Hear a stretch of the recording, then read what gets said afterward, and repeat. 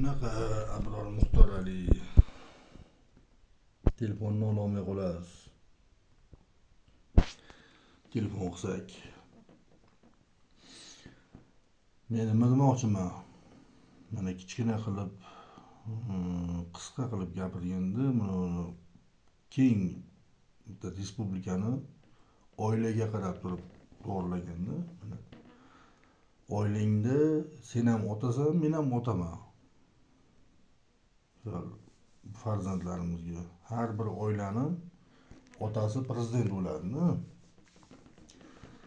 Xo'p, endi keng miqyogimda yoyganda bizni yurtboshimizni ota deyiladi-da. Bir farzand bo'lib og'zidan chiqqan har bir so'zi bizga qonun bo'lib, shu so'ziga amal qilib yashashimiz kerak-da. Chunki u odam har xil so'zlari senga o'xshab chiqib olib gapirmaydi-da. Har bir so'zi qonun bo'lishi kerak. Men nima demoqchiman? Oilada otani aytganini qilmagan bola u yaxshi bola deb hisoblanmaydi. Endi mana oilangda farzanding aytganingni qilmasa qanaqa bo'ladi? Otaga yolg'on gap gapirsa qanaqa bo'ladi? Endi bu sudyalar uchun ham prezident ota hisoblanadi. Bular prezidentning og'zidan chiqayotgan har bir gap uchun gapini amalda qo'llab,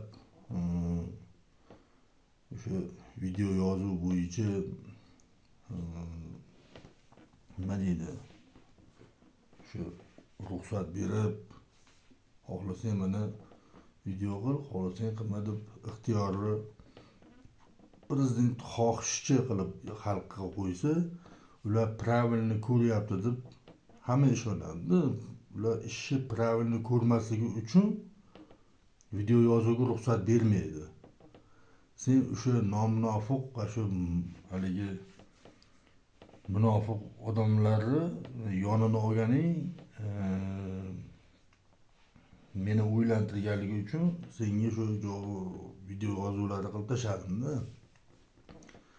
Nima uchun prezidentni talabini bajarmaydi? Gap. Nima uchun? Значит, pravilni ko'rmaydi ishni. Endi sen aytayotgan 235-modda uchun oldin ular javob bersin. Nimagaki qonunni himoya qilayotganlar o'tirib olib qonunni buzsa maylida, ba'da o'tirgan oddiy xalq qonunni buzib bo'lsa sen chiqib 235 qilaman deysanmi? O'shaning uchun nima deydi?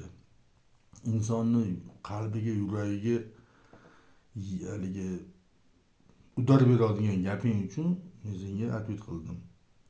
Mana nima deydi? Senga telefon qilib shu savollarni o'zingga berib, o'zing bilan gaplashmoqchi edim. Telefonni ko'tarmading. Sen ko'tarmaysan ham. Nimagaki qochoq odam qochoq bo'ladi-da u. Nimaga bir joyga misol uchun uchrashuvga aytsang ham kela olmaydi.